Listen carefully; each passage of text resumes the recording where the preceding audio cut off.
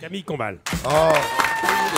En fait, Michel, le fait de vivre la nuit, je m'endors avec lui toutes les nuits. Alors Camille, il a un peu la pétoche, hein, parce que plus que d'habitude. Hein. Ah ouais, aujourd'hui c'est du sérieux, attention. C'est du lourd, hein. Ah bah là on a les deux tauliers du week-end de France 2 réunis. Michel Drucker et Patrick Sébastien. Les gars ont la main mise sur le week-end de France Télévisions. Hein. Ils se partagent tout, ils laissent juste une petite place pour le jour du Seigneur le dimanche. Ça c'est sympa. Mais on a chacun notre déambulateur quand même. Ouais. Mais encore que vu vos scores, Patrick, à mon avis, si vous repreniez cette émission le jour du Seigneur, vous feriez 40% de part de marché rapidement. Vous chantez 2 fois, on fait tourner les soutanes. En 2 semaines, vous êtes devant Automoto. Hein. Je vous le dis. Hein. Patrick, vous êtes à la tête du plus grand cabaret du monde depuis 98. Et c'est un carton depuis le début, les gens adorent. Il n'y a que Place Beauvau qu'on apprécie un petit peu moins ce programme. Ça fait des années que tous les ministres de l'Intérieur s'échinent à renvoyer des Roumains chez eux par charter. Et vous, tous les samedis, vous les faites revenir pour faire du jonglage et des acrobaties sur votre plateau. Alors moi, ça me fait marrer, mais après, il ne faut pas vous étonner qu'ils soient un peu chonchons, forcément. En plus, l'émission vient d'être conduite jusqu'en 2015. Moi, je pense que c'est les pays de l'Est qui doivent souffler. Hein.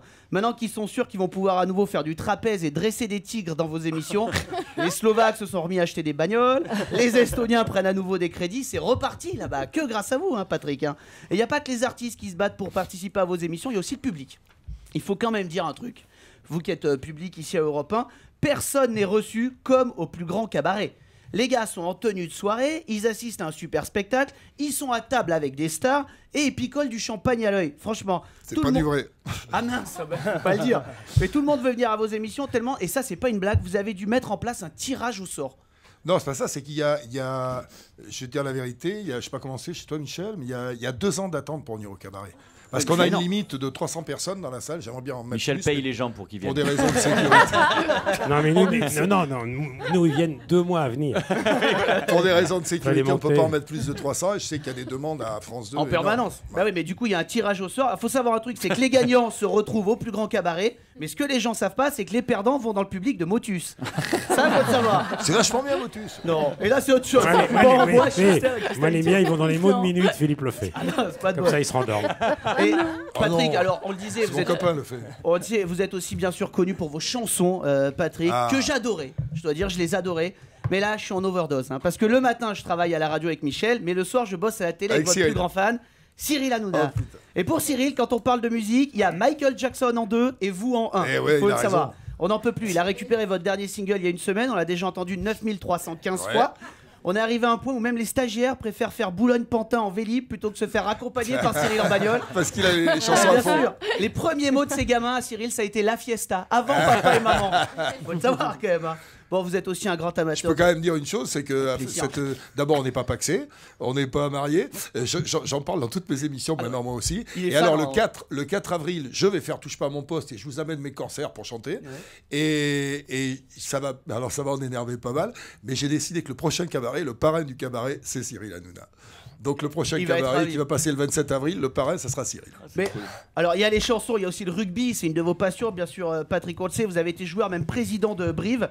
Alors moi, c'est vrai que je suis plus foot que rugby, quoi. C'est vrai que j'ai du mal à comprendre les règles du rugby. Je m'intrigue toujours de savoir qui est le mec qui un jour a inventé le rugby. Qu'est-ce qui s'est dit, quoi. Bon les mecs, je viens d'avoir une super idée. On va réunir tous les mecs les plus balèzes de la région. On va se battre avec eux pour récupérer un ballon ovale. Et à la fin, on va tous se mettre à poil pour faire un calendrier. Allez, c'est génial, c'est parti. C'est bizarre comme principe. Bon, vous êtes lancé également en politique, évidemment. On va un petit peu en parler. Perpétuant la lignée des comiques qui se lancent en politique. Je ne suis pas lancé en politique, putain. Il va falloir que je le dise 10 000 fois.